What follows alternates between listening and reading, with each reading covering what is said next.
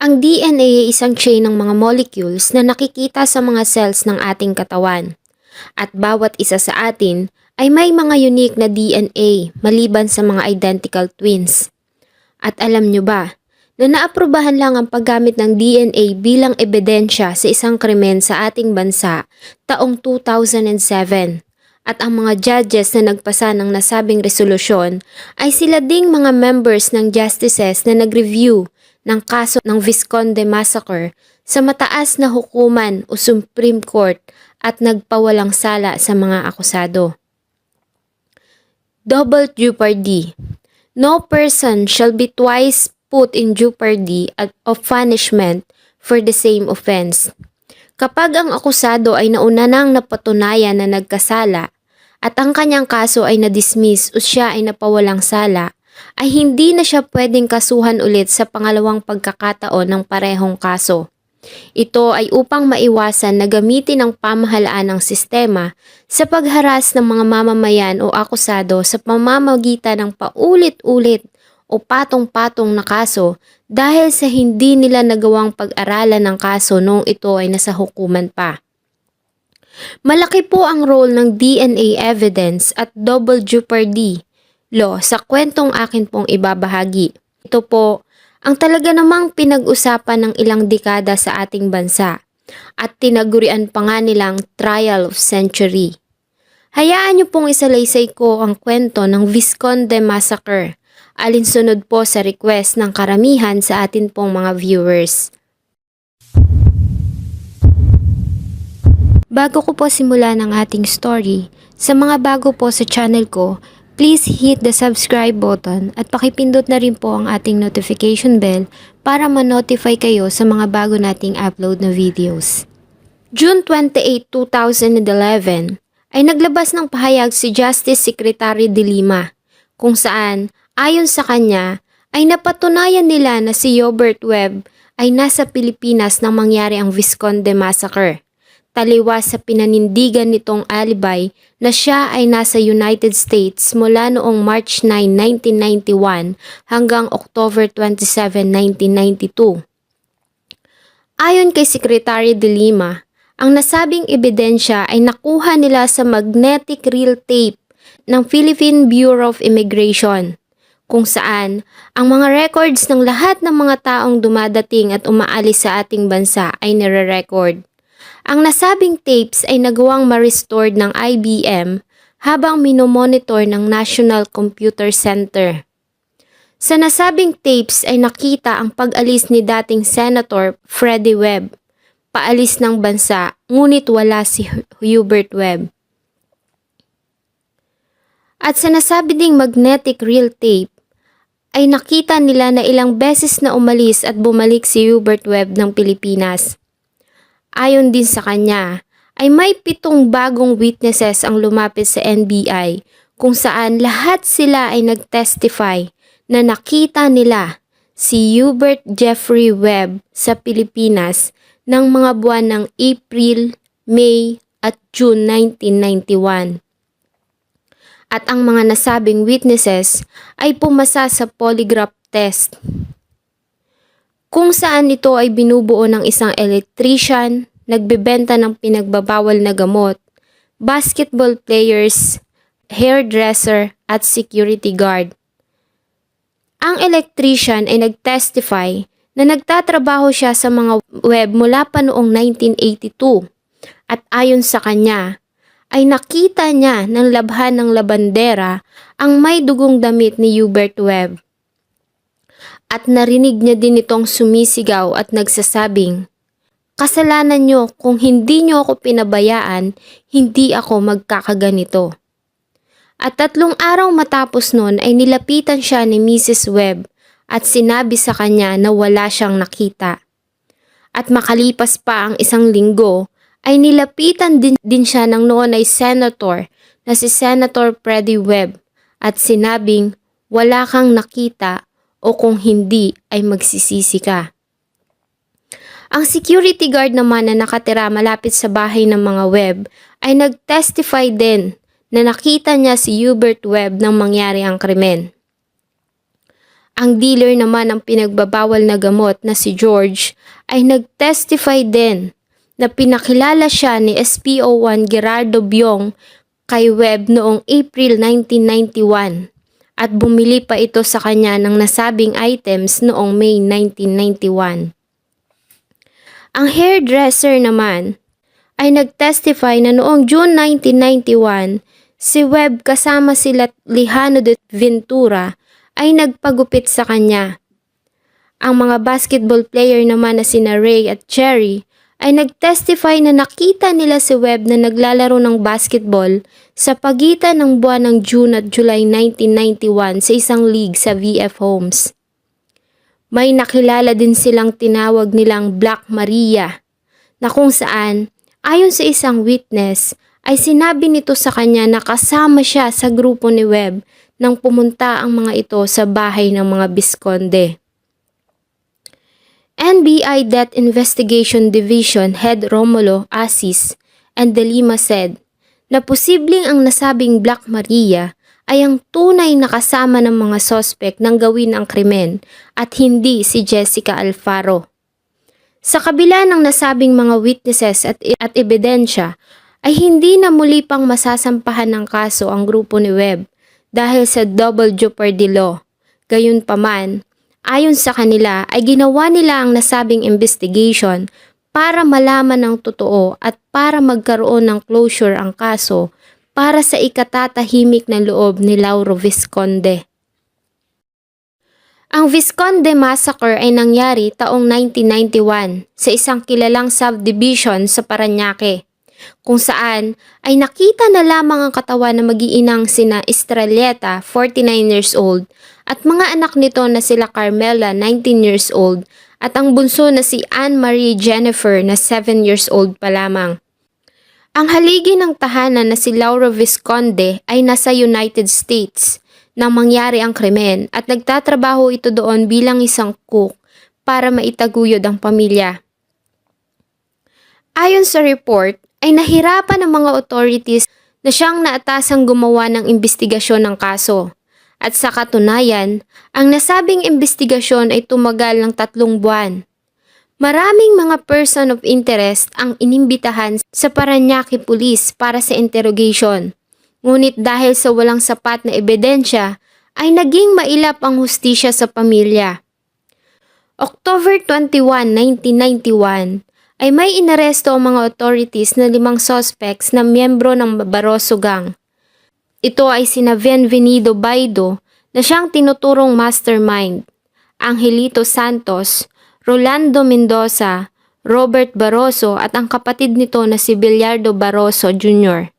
Ngunit napawalang sala din ang mga ito noong September 1993 at ayon sa kanila ay nakaranas sila ng torture at pinilit sila ng mga pulis para umamin sa krimen, na siyang naging dahilan kaya naman inalis sa kaso si Superintendent Rodolfo Sison na siyang naka-assign na investigador sa kaso. June 14, 1993 ay isa pang batch ng mga suspects ang inaresto at ito ay ang grupo nila Engineer Danilo Aguas na siya umanong mastermind. Ngunit napawalang sala ang mga ito matapos na i-dismiss ng Department of Justice ang kasong isinampa sa mga ito noong July 16, 1993. Base sa sinumpaang salaysay ng mga akusado na sila umano ay nakaranas ng torture mula sa Parañaque Police habang sila ay nasa kanilang custody. Dahil sa mga inconsistencies ay lalo pang nahirapan ang mga authorities para ma-solve ang kaso ng Visconde. Maging ang NBI na inatasan ng Department of Justice na magsagawa ng parallel investigation ay wala ding malinaw na kasagutan sa nasabing kaso.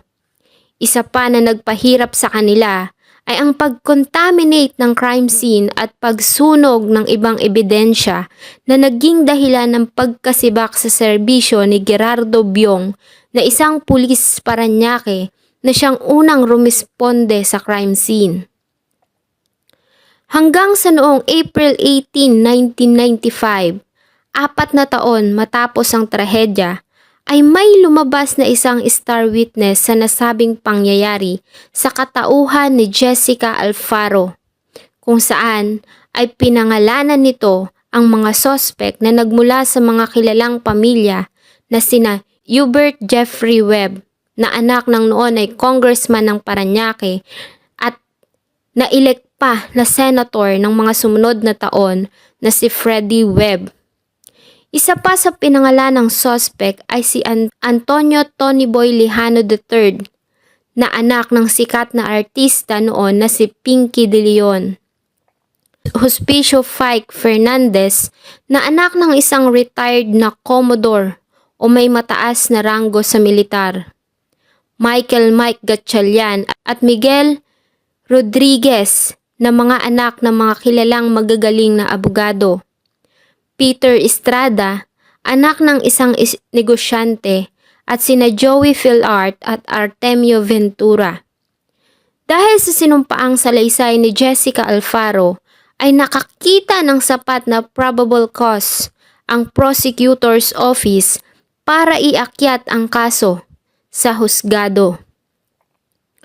August 10, 1995 ay nagsimula ang pagdinig ng kaso sa mababang hukuman ng Parañaque RTC Branch 274 at ang judge na naatasang humawak ng kaso ay si Judge Amelita Tolentino. Si Dr. Prospero A. Cabanayan, ang Medical Legal Officer ng National Bureau of Investigation na nagsagawa ng autopsy sa mga katawan ng biktima, at ayon sa kanya, nang dumating ang mga katawan ay nasa rigor mortis stage na ang mga ito o patay na for almost 12 hours. Ang dalagang si Carmela ay nagtamo ng 9 na saksak sa dibdib, kung saan ang 5 dito ay tumagos sa kanyang likuran. May mga pasa sa kanyang mga braso at hita na sanhi ng blunt force tulad ng isang suntok. May ligature marks din sa kanyang pulso. Ang kanyang mga kamay ay nakatali sa likuran ng isang electric cord at ang kanyang bibig ay may nakalagay na punda ng unan. Nakakuha din sila ng specimen sa masilang bahagi ng katawan nito na positibong semilya na nanggaling sa isang lalaki. Si Estrelleta naman ay nakatali din ang mga kamay ng isang electric cord na may kasama pang saksakan. Nagtamo ito ng 12 saksak na kung saan ang 8 sa mga ito ay tumagos sa kanyang katawan at natamaan ang kanyang mga masiselang organs. Ang bunsong si Jennifer ay nagtamo ng 19 na saksak na kung saan karamihan dito ay tumama sa kanyang kanang dibdib at ang 2 dito ay mula sa kanyang likuran. May nakita ding malalaking sugat sa kanyang kanan at kaliwang braso na senyales na ito ay nanlaban o defense wounds. Ito sa mga saksak sa kanyang dibdib ay tumagos sa kanyang likuran. Base sa mga sugat at saksak na natamo ng mga biktima, ayon kay Dr. Cabanayan, ay ito ay sanhi gamit ang isang matalim at single-bladed na patalim tulad ng kitchen knife. Jessica Alfaro. Ayon sa kanya, noong June 29, 1991, nang bandang alas 8:30 ng gabi, ay minamaneho niya ang kanyang sasakyan na Mitsubishi Lancer kasama ang noon ay nobyo na si Peter Estrada at tinungo nila ang Ayala Alabang Commercial Center parking lot para bumili ng pinagbabawal na gamot kay Artemio Dong Ventura.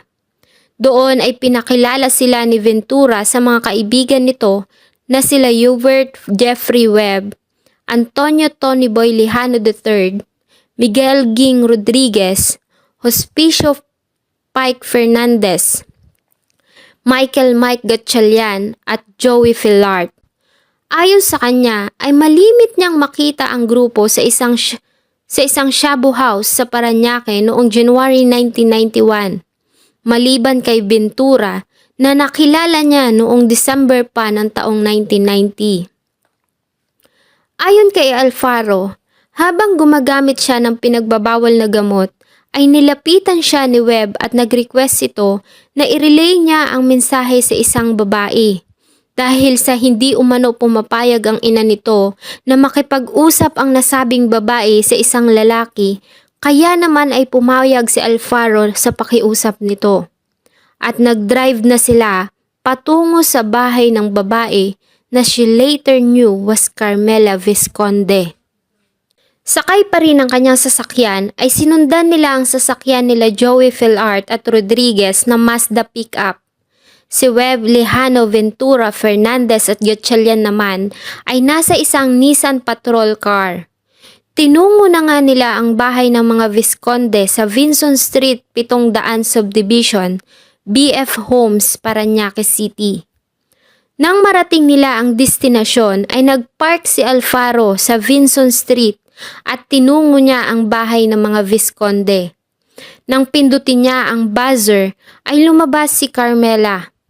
Ayon kay Alfaro ay nakita niya na si Carmela ng 2 beses noong January 1991. Nang lumabas ang dalaga ay sinabi ni Alfaro ang mensahe ni Webb. Ayon naman kay Carmela ay hindi siya pwedeng lumabas dahil kararating niya lamang at sinabihan niya si Alfaro na bumalik matapos ang 20 minutes. Nang i-relay ni Alfaro kay Webb ang sinabi ng dalaga, ay sinabihan nito ang grupo na bumalik sa Ayala Alabang Commercial Center, kung saan ay muli pinagpatuloy nila ang paggamit ng pinagbabawal na gamot. Matapos ang ilang minuto ay muli silang bumalik, ngunit si Alfaro lang ang tumuloy sa Vinson Street. Ang Nissan Patrol at Mazda pickup ay nagpark sa Aguirre Avenue. Nakita ni Alfaro si Carmela sa kanilang hardin. Nang makita siya nito ay agad itong lumapit at sinabi na kailangan niyang umalis sandali at sinabi pa nito na bumalik na lamang sila bago maghating gabi. Iiwan niya ang pedestrian gate at iron grill sa kusina na bukas. Ganon din ang pintuan. At inuutos pa nito kay Alfaro na i-blink ang headlights ng kanyang sasakyan ng 2 beses para malaman niya ang kanilang pagdating. Muli nang tinungo ni Alfaro ang kanyang sasakyan at hinintay si Carmela na makaalis sakay ang sasakyan nito.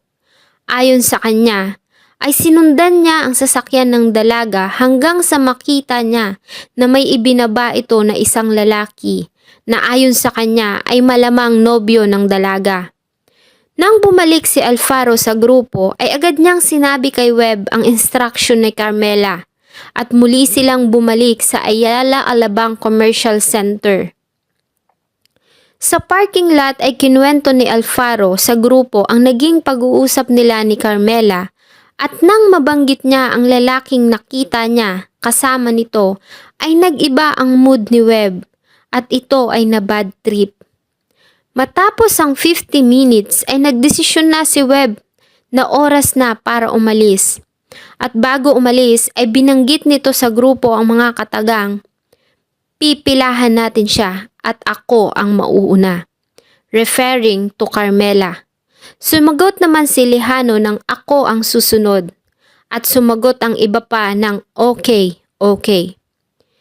Nilisan nila ang parking lot in a convoy ng 3 sasakyan at muling tinungo ang 700 subdivision sa pangatlong pagkakataon.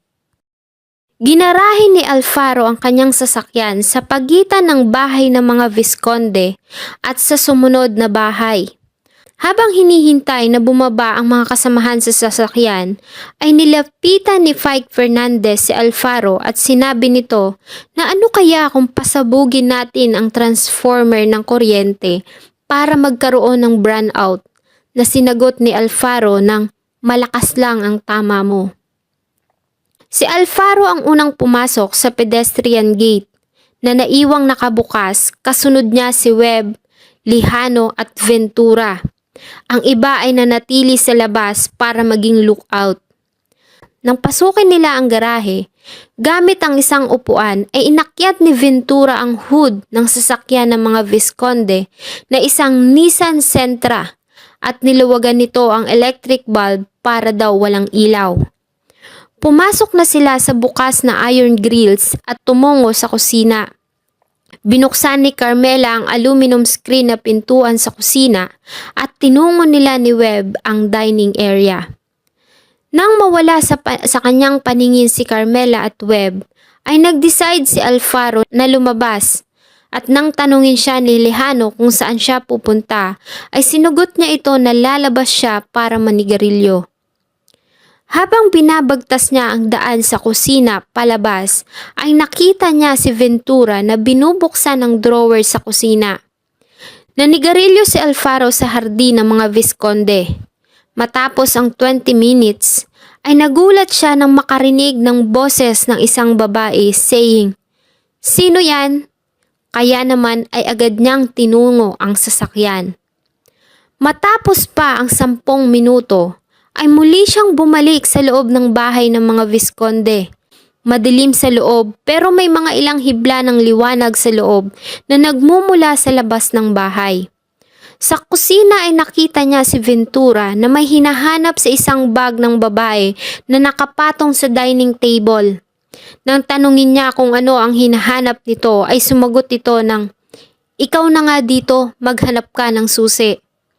Nang tanungin niya ito kung anong klase ng susi ay sumagot ito ng, "Basta maghanap ka ng susi ng main door, pati na rin susi ng kotse." Nang may makita siyang isang bunch ng mga susi sa bag, ngunit nang subukan niya ito sa main door ay wala sa mga ito ang tumugma sa nasabing kandado. Wala din siyang nakitang susi ng sasakyan.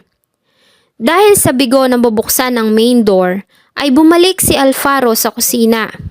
At habang siya ay nasa spot leading sa dining area, ay may narinig siyang static noise na nagmumula sa TV. Out of curiosity, ay tinungo niya ang master's bedroom at bahagya niyang binuksan ang pintuan at doon niya nakita si Carmela sa sahig at nakadagan dito si Webb. May nakita din siyang 2 duguang katawan sa kama. Agad siyang lumabas at nasalubong niya si Ventura sa dining area. Sinabihan siya nito ng prepare an escape, aalis na tayo. At dahil sa nagulat sa mga nakita, ay agad na lumabas si Alfaro sa bahay at tinungo ang kanyang sasakyan at agad na binuhay ang engine nito, ngunit hindi niya alam kung saan pupunta. Lumabas na din ng bahay sila Webb, Lejano at Ventura.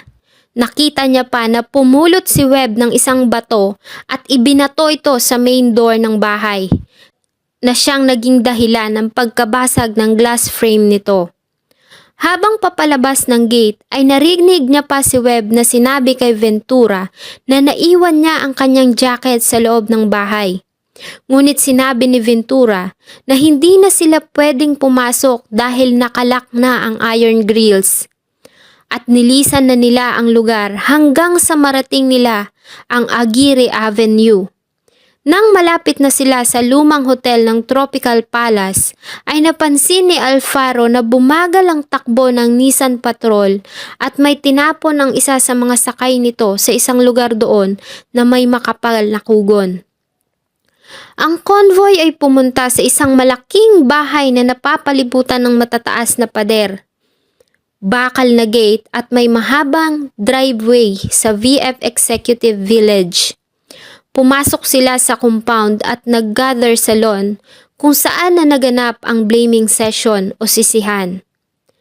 At doon na nalaman ni Alfaro at ng mga nanatili sa labas ng bahay ng mga Visconde ang nangyari.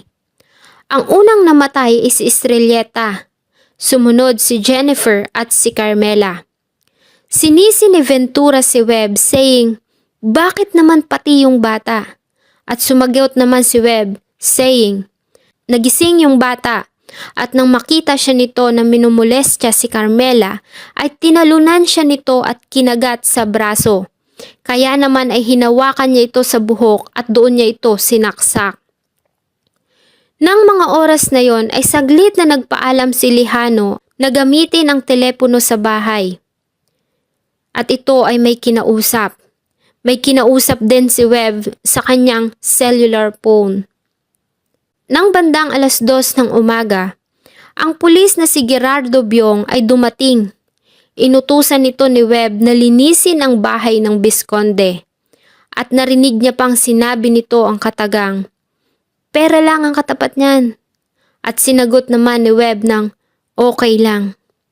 Matapos noon ay kinausap sila ni Webb at sinabihan na hindi tayo nagkita-kita. At matapos noon ay umalis na si Alfaro at ang nobyong si Estrada at tinungo ng mga ito ang bahay ng kanyang ama. Ayon din sa kanya na hindi niya nagawang magsumbong dahil sa tinakot siya nila Rodriguez na papatayin kapag siya ay nagsalita. At nagpasya lamang siya na maging witness dahil sa binabagabag siya ng kanyang konsensya. At palagi niyang napapanaginipan ang nangyari sa batang si Jennifer. Ngunit sa halip na ito ay ang kanyang anak ang pinapatay sa kanyang panaginip. December 14, 1995 ay isa pang witness ang lumabas at humarap sa hukuman. Ito ay ang dating labandera ng mga Webb na si Mila Gaviola. Ayon sa kanya, noong umaga ng June 30, 1991 ay maaga siyang umakyat para kolektahin ang mga labahin.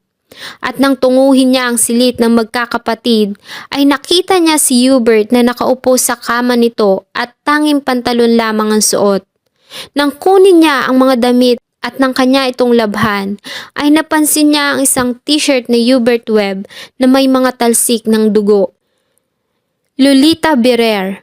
Si Lolita Berrer ay isang widow na residente din ng United Parañaque Subdivision na kasintahan ni Byong Gerardo. Ayon sa kanya, noong June 29, 1991 ng bandang alas 6 ng hapon ay niyaya siya ni Gerardo na pumunta sa Parañaque Police Station para maglaro ng mahjong sa likod ng station sa Aling Gloss Canteen. Nagsimula silang maglaro ng bandang alas 6:30 ng gabi. Sa pagitan ng 1:00 at alas 2 ng madaling araw noong June 30, 1991, ang radio operator ng station ay nagtungo sa kantin at sinabi nito kay Gerardo na may tawag para sa kanya. Nang tumayo ito para sagutin ang tawag ay siya ang pumalit para ituloy ang paglalaro. Makalipas ang ilang sandali ay sinundan niya si Gerardo sa opisina dahil sa nais niya itong tanungin kung sasali pa ba ito sa susunod na bet. Nakita niya si Gerardo na may kausap pa din sa telepono at narinig niyang sinabi nito ang mga salitang, "Ano? Saan? Mahirap yan ah. O sige, dadating ako." "Ano? Saan? Dilaw na taxi?" Nang matapos ang tawag, ay sinabihan siya nito na aalis siya sandali at nakita niya ang isang taxi cab na dumating at may sakay ito na isang lalaki sa backseat. Nagpaalam sa kanya si Gerardo at sinabi pa nito na pupunta siya ng VF Homes. Bumalik naman siya sa kantina at nagpatuloy sa paglalaro ng mahjong hanggang umaga. Bandang alas 7 ng umaga na bumalik si Gerardo at dumiretso ito sa washing area ng kantina. Nang sundan niya ito ay nakita niya na hinuhugasan nito ang mantsa ng dugo sa kanyang mga kuko. Matapos noon ay pinunasan nito ang mukha at kamay ng isang panyo at itinapon. Nang tanungin niya kung bakit nito tinapon ang panyo ay sumagot ito na iba ang amoy. Mula nang dumating si Gerardo ay nag-iba ang mood nito at tila aburido at nagrereklamo saying, "Mga batang yon, pinahirapan ako ng husto." Nakita niya rin ang kunin ni Gerardo ang isang kutsilyo na may aluminum cover sa kanyang drawer at inilagay ito sa kanyang steel cabinet. Niyaya niya itong kumain ng tanghalian, subalit ay dumating ang isa pang pulis na si Galvan at sinabi nito kay Gerardo na magtungo sa BF Homes para imbestigahan ang 3 taong namatay. At agad namang sumagot si Gerardo ng oo, susunod na ako. At tinungo nito ang opisina ni Captain Bartolome. With Captain Bartolome's permission ay sumama si Berrer sa residente ng mga Visconde. Nang makarating sila sa bahay ng mga Visconde, ay agad na pinatawag ni Gerardo ang mga kamag-anak ng biktima at Homeowners Association President ng nasabing subdivision. At isang Mr. Lopez at Mrs. Moreno ang dumating. Ganon din ang isang security guard na may pangalang White Jr. na siyang nagturo ng location ng mga katawan ng mga biktima sa master's bedroom. Matapos na inspeksyonin ang mga katawan ay nagtungo si Gerardo sa toilet at binuksan nito ang gripo. Ang tubig na nagmumula dito ay naging dahilan ng pagkabura ng mga bahid ng dugo sa sahig ng banyo.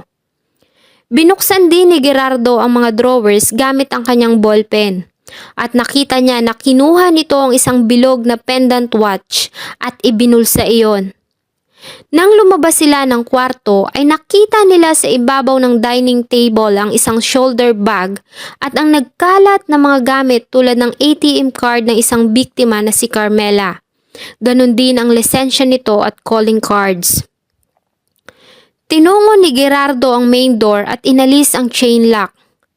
Nang makalabas sila sa garahe ay nakakita si Gerardo ng isang bato sa may bintana. At sinabihan nito si Captain Bartolome na pumasok sa kwarto ng mga katulong para tignan kung hindi ba maririnig mula doon ang pagbasag ng mga salamin. Nang makapasok na si Captain Bartolome sa nasabing silid, ay binasag ni Gerardo ang mga natitirang salamin ng main door gamit ang hawakan ng kanyang baril. At nang tanungin niya si Captain Bartolome ay sumagot ito ng affirmative. Ang sumunod na ininspeksyon ni Gerardo ay ang garahe, kung saan ay may nakita itong bakas ng paa sa hood ng sasakyan ng mga Visconde at ganun din ang fingerprints sa bumbilya. Nanatili naman siya sa tabi ni Gerardo habang pinapanood niya ito. Matapos ang nasabing inspeksyon ay bumalik na sila sa Parañaque Municipal Building ng bandang 1:00 ng umaga. Din sa kanya, noong July 1, 1991, ng bandang 10:00 ng umaga, ay dumating si Gerardo sa kanyang bahay at kasama nito ang 2 katulong ng mga Visconde.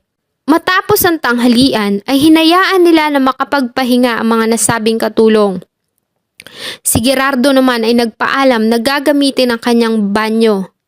Bago maligo ay inilabas nito ang lahat ng laman ng kanyang bulsa at iniligay ito sa ibabaw ng dining table. Nakita niya ang ATM card ni Carmela, driver's license, bracelet, earrings at isang round pendant watch na nakita niyang kinuha ni Gerardo sa jewelry box sa bahay ng mga Visconde. At nang umalis ito ng kanyang bahay ay dala nito ang lahat ng nasabing bagay. July 2, 1991 ng bandang 6:00 ng hapon ay nagtungo si Berer sa opisina ni Gerardo sa Parañaque Municipal Building, kung saan ay nakita niya na binuksan ni Gerardo ang steel cabinet at may nilabas doon na isang brown leather jacket. Nang tanungin niya kung saan ito galing ay sinugot siya nito na may nagregalo sa kanya.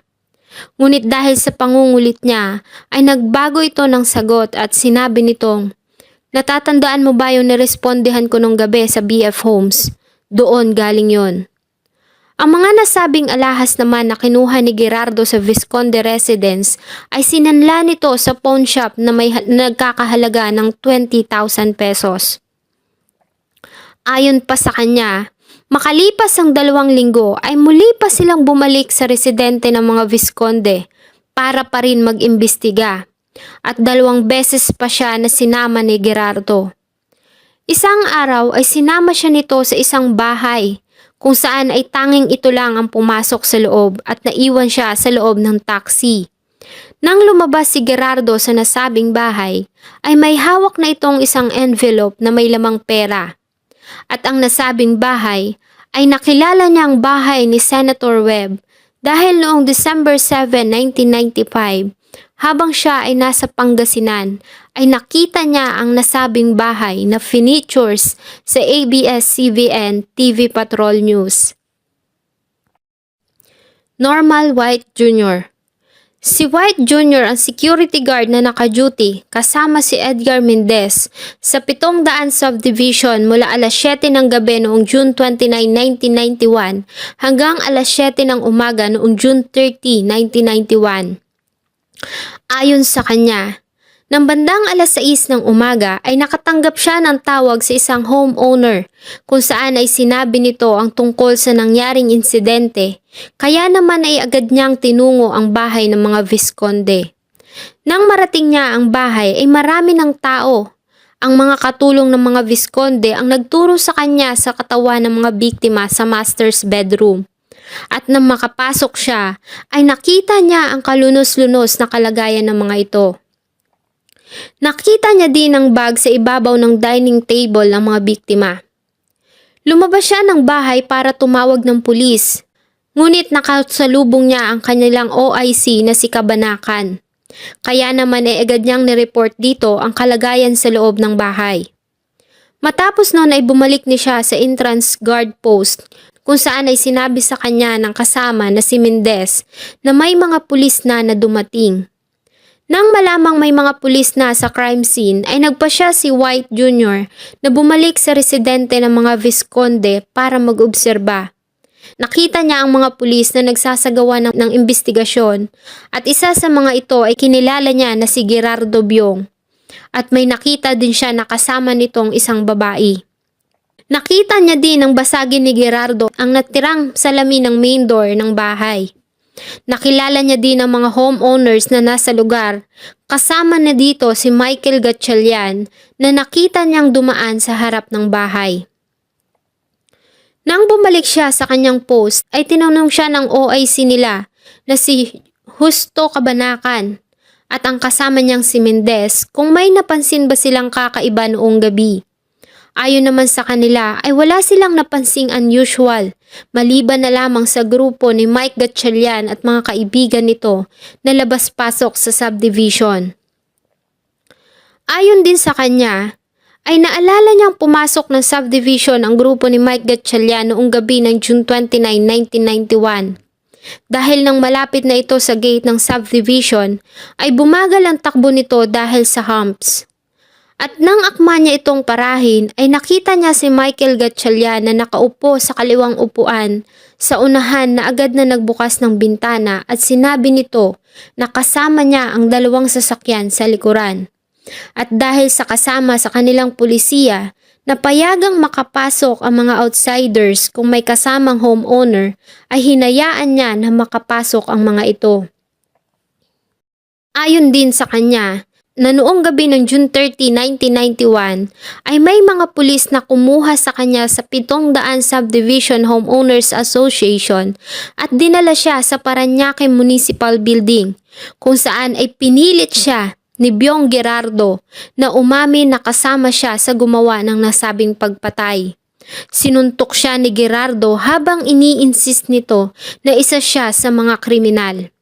Siya at ang kanyang kasamang si Mendez ay sinundo ng kanilang chief sa 700 subdivision na si Nestor Potenciano Jr. at OIC na si Justo Kabanakan.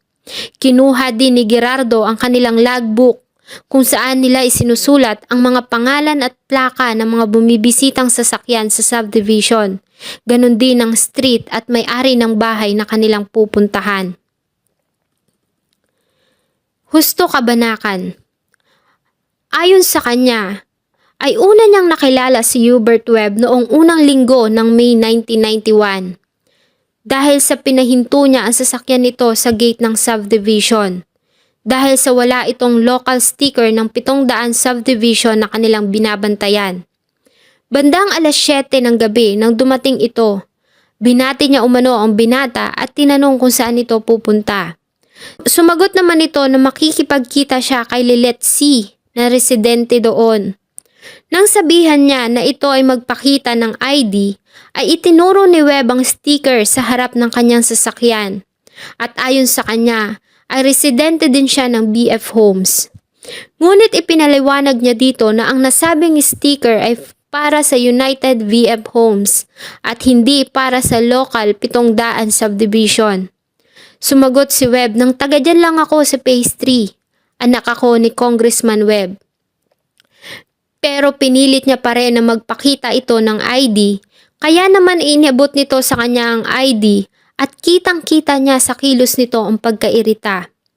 Nilabas nito sa wallet ang isang laminated ID card na may larawan at nakasulat na pangalang Hubert Webb. Matapos makita ang ID ay binalik niya ito kay Webb at hinayaan itong makapasok sa subdivision. However, ay hindi niya nagawang i-record ito sa kanilang logbook dahil sa anak naman ito ng Parañaque congressman. Ayon sa kanya, noong umaga ng June 30, 1991 ay tinungo niya din ang bahay ng mga Visconde matapos nasabihan siya ng mga security guard na si Mendez at White Jr. tungkol sa nangyaring krimen. Nang hapon ng pareho pa ding araw ay nakita niya si Byong Gerardo na siyang nagsasagawa ng investigasyon. At ayon sa information na binigay sa kanya ni Mendez at White Jr., ay gumawa siya ng report ng insidente at pinasa ito kay Nestor Potenciano Jr. na kanilang supervisor. Matapos ang trahedya ay palaging nagtutungo sa kanilang station si Byong Gerardo para pa rin sa ginagawa nitong investigasyon. Kinuha nito ang kanilang logbook at ang dalawang security guard na sila Mendez at White Jr. ay dinala sa police headquarters noong June 30 ng alas 7 ng gabi. Lauro Visconde. Ayon sa kanya, ang asawa ni si Estrelleta ay abala sa kanilang negosyo na garment manufacturer, taxi operator, canteen at isang local employment recruiter. Ang anak naman ni si Carmela ay magtatapos na sa BS Psychology sa University of Santo Tomas. Ang bunso nilang si Jennifer ay grade 1 pupil sa Bloomfield Academy sa BF Resort, Las Piñas, Metro Manila. Umalis siya ng Pilipinas noong November 1989 para magtrabaho sa United States at hindi pa siya nakakauwi mula noon. Madalas niya din nakakausap ang asawa sa telepono. Malapit din sa kanya ang anak na si Carmela at palagi itong nagkukwento sa kanya tungkol sa mga ginagawa nito, pangarap at mga plano sa buhay.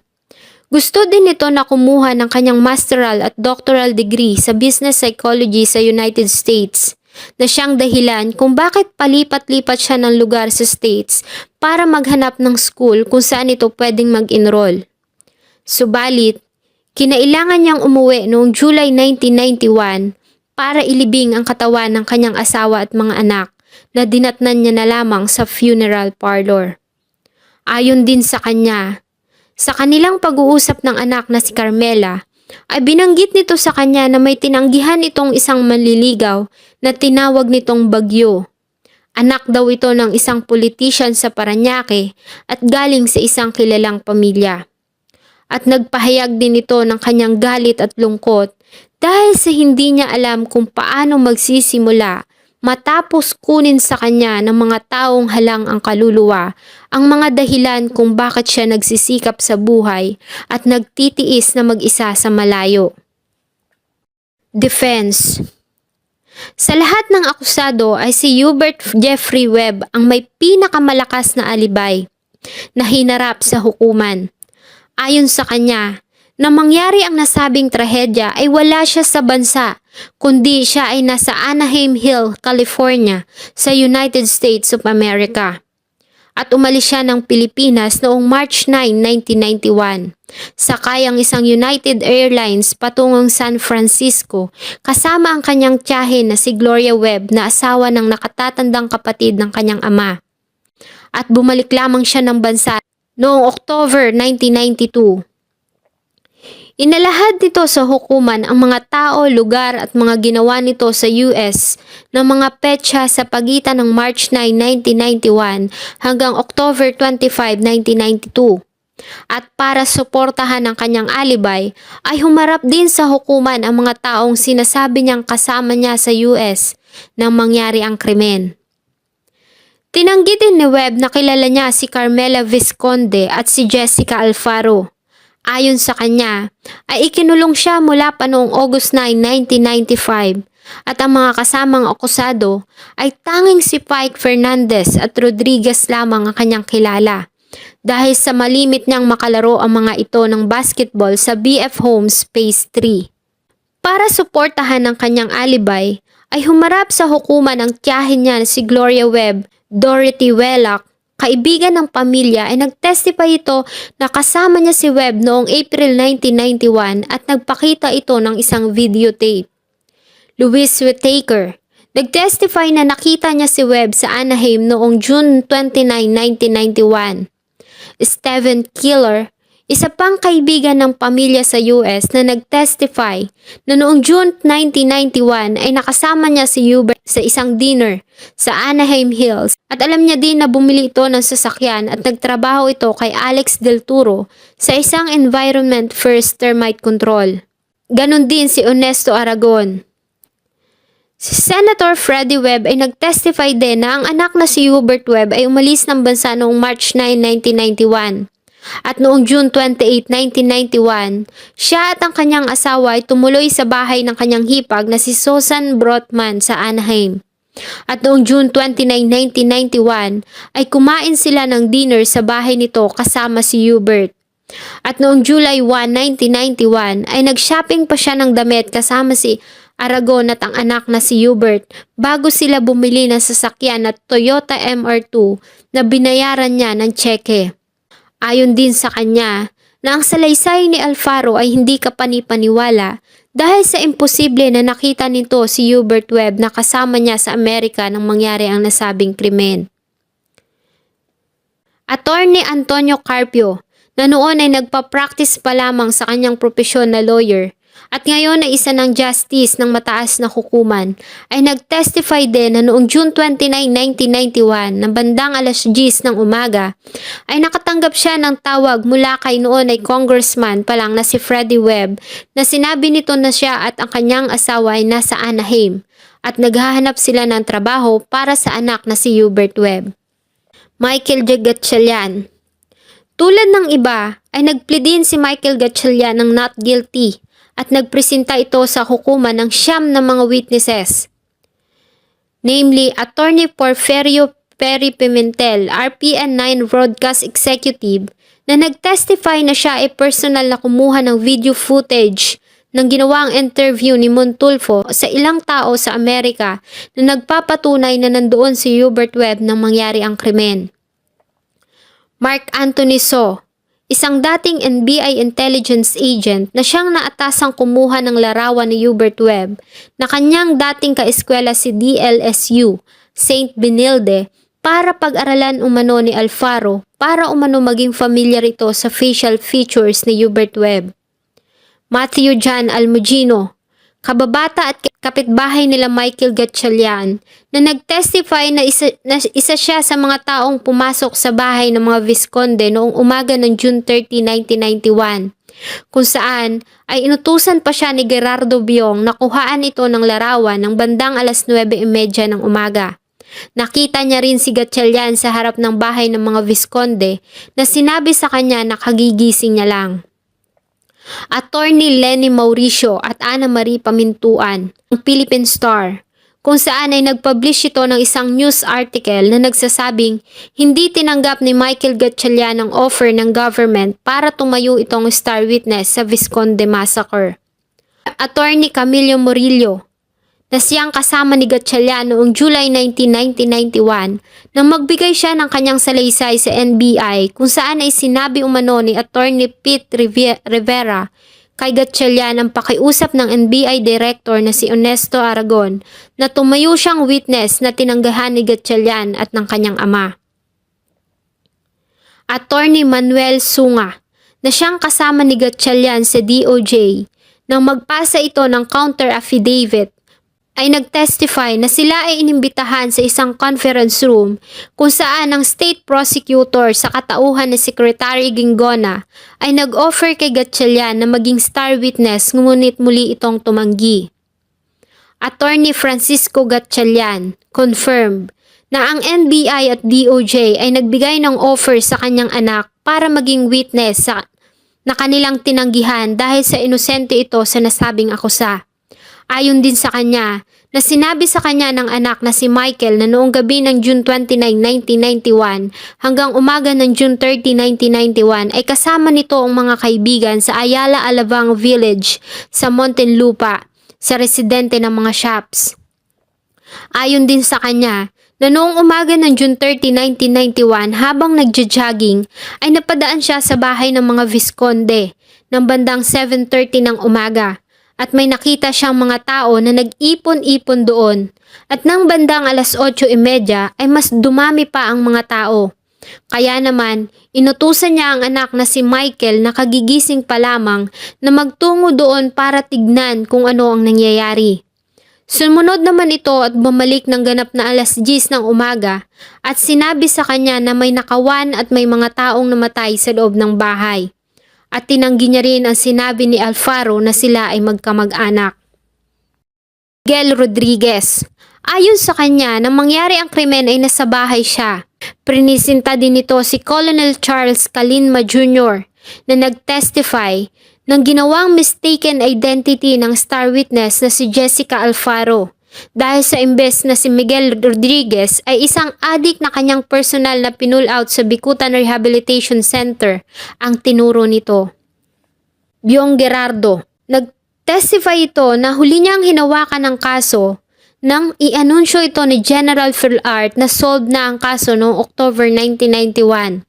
Subalit ay nakatanggap siya ng subpoena sa National Bureau of Investigation dahil sa statement ni Lauro Visconde na ninakaw niya umano ang mga alahas sa bahay nito.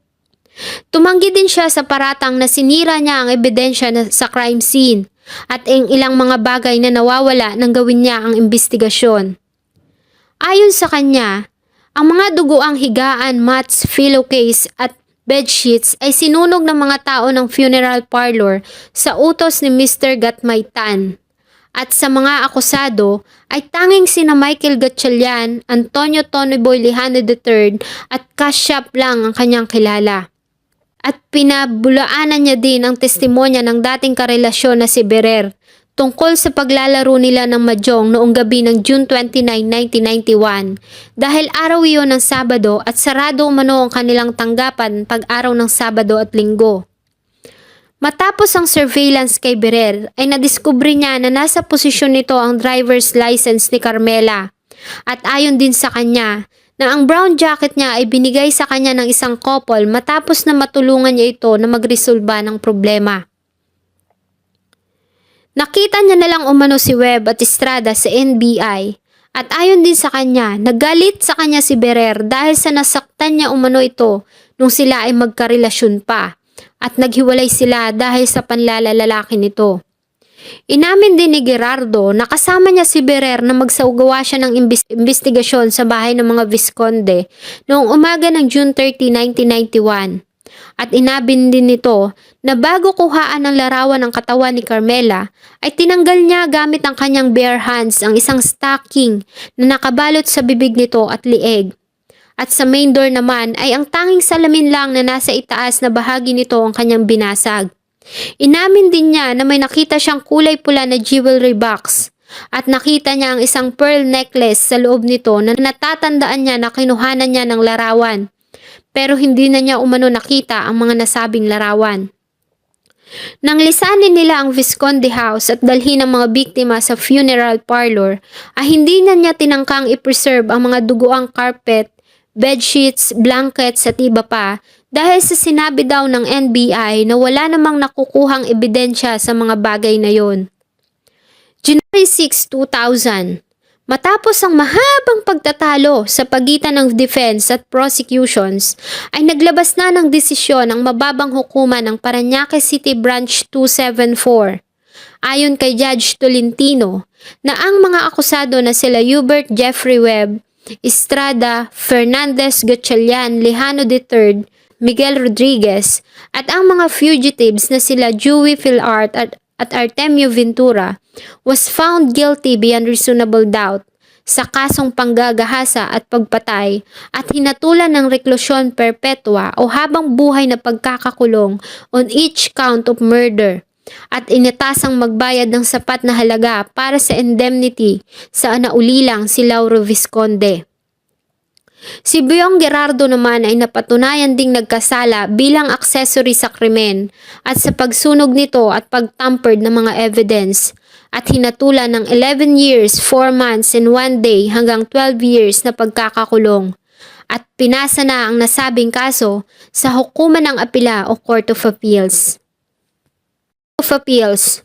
Tulad ng inaasahan ay nagpasa ang mga akusado ng apela sa Court of Appeals at lahat sila ay nag-claim na sila ay inosente at walang kinalaman sa krimen, na sila ay dumanas ng trial by publicity at ang judge ay naging bias sa binigay nitong hatol.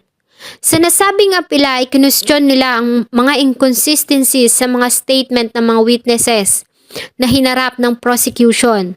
Sa pinasang motion for reconsideration ng mga akusado, ang Special Division ng Court of Appeals na may 5 miyembro ay bumoto ng 3 against 2 para i-deny ang nasabing motion at apela ng mga akusado noong December 15, 2005. At sinang-ayunan nito ang binigay na hatol ng mababang hukuman. Subalit, binawasan nito ang hatol kay Byong Gerardo. Mula sa 11 years ay hinatulan ito ng 6 na taon na pagkakakulong sa correctional hanggang 12 years na maximum prison mayor. At dinagdagan naman nito ang civil indemnity ng 200,000 para sa naulila na si Lauro Visconde. At pinasa na ang kaso sa mataas na hukuman o Supreme Court para sa review kung tama ba ang naging desisyon ng mababang hukuman at ng Court of Appeals. January 3, 2006 ay nagpasa ang grupo ng defense ng verdict reversal sa mataas na hukuman o Supreme Court. November 17, 2006, Supreme Court grant the appeal at binigyan nila ng mas mahabang panahon para sa review ang pending motion for recommendation ng mga akusado. DNA evidence. Taong 2007 ay purbahan na sa ating bansa ang paggamit ng DNA bilang isang basihan para sa mas epektibong paraan para madaling makilala ang isang suspect sa isang krimen. At ito ang nakitang pagkakataon ng legal team ng mga akusado para muling magpasa ng motion for reconsideration on the grounds of DNA analysis. April 20, 2010, bilang resulta ng naging initial na deliberation ng mataas na hukuman, ay naglabas ito ng resolusyon granting the request ng legal team ni Hubert Jeffrey Webb para sa DNA analysis sa semen specimen na nakuha sa katawan ni Carmela na nasa pangangalaga ng NBI bilang pagsunod sa Section 4 ng Rule on DNA Evidence. Ngunit, noong April 27, 2010 ay nagpasa ng report ang NBI sa mataas na hukuman kung saan ay ayon sa kanila ay wala na sa kanilang pangangalaga ang specimen at ipinasa nila ito sa mababang hukuman ng Parañaque noong 1996. Subalit ayon naman sa mga staff ng mababang hukuman ay wala sa kanilang records ang nagpapakita na ang specimen ay isa sa mga object evidence na ipinasa sa kanila dahil noong panahon na gawin ang mga naunang pagdinig ay hindi pa tinatanggap ng hukuman ang DNA bilang isang ebidensya na ang tanging pinasa lang sa kanila ay ang report mula sa medical legal na may specimen na nakuha sa katawan ni Carmela. Dahil dito, ay nakakita ng pagkakataon ang grupo ng mga akusado at agad silang nagpasa ng isang urgent motion to acquit on the grounds na hindi nagawang pangalagaan ng NBI ang isang mahalagang ebidensya na naging resulta para sa denial ng kanilang rights para sa due process. At pinaggitgitan ng legal team ng akusado na ang DNA analysis ang makakapagbigay ng liwanag sa kaso.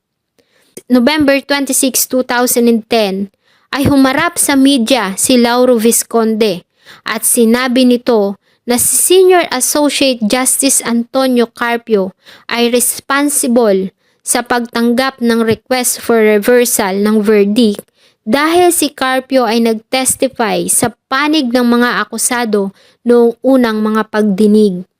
Kaya naman, ang VACC o Volunteers Against Crime and Corruption ay hiniling na si Justice Antonio Carpio at ang pinsan nito na si Justice Conchita Carpio Morales ay huwag sumama sa deliberation ng kaso para maiwasan ang undue influence sa gagawing desisyon ng mataas na hukuman.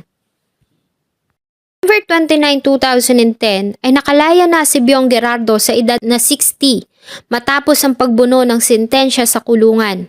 Isa si Byong Gerardo sa 124 inmates na pinalaya sa New Bilibid Prison alinsunod sa rekomendasyon ni Department of Justice Secretary Leila de Lima.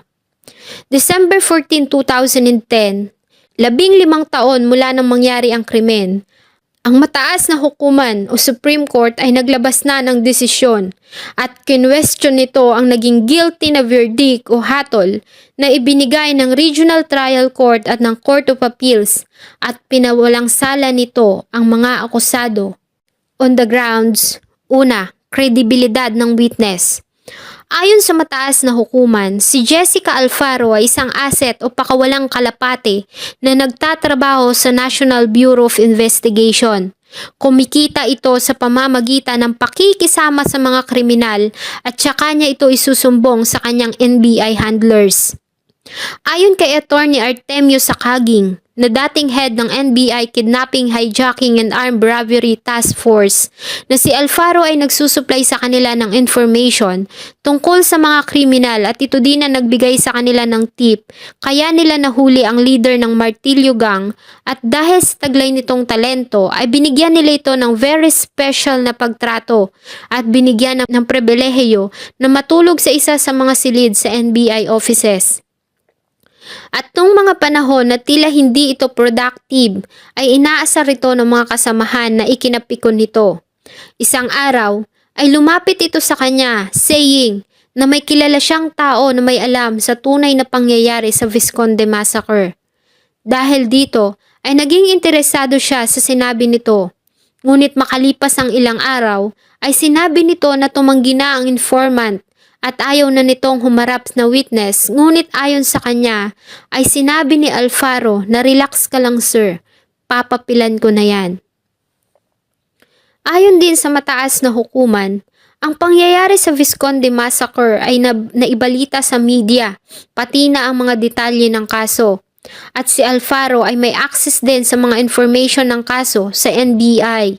Kaya naman ay dito nito nakuha ang idea ng kanyang ginawang extrajudicial confession at lahat ng detalye nito ay tumugma sa mga ebidensya na nakuha at nakita sa crime scene. Kaya naman ay nakapagtataka na ang kanyang mga salaysay ay tumugma sa salaysay ng mga naunang suspect na Barroso Gang. Maging ang iba pang witnesses na prinisinta ng prosecution ay kanila ding pinuna ang mga naging inconsistency. At dahil nga sa wala na ang DNA sample na siya sanang magbibigay ng linaw para sa krimen, ay pinawalang sala nito ang mga akusado.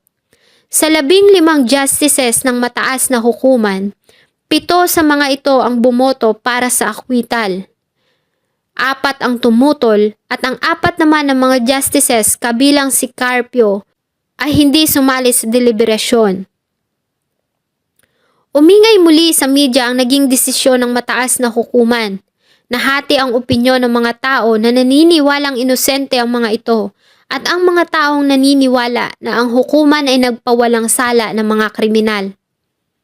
Kaya naman ay muling pinaimbestigahan ni President Benigno Aquino III ang kaso ng Vizconde Massacre sa pangunguna ng dating Chief of Justice na si Secretary de Lima, sa pinagsamang team ng Philippine National Police at National Bureau of Investigation.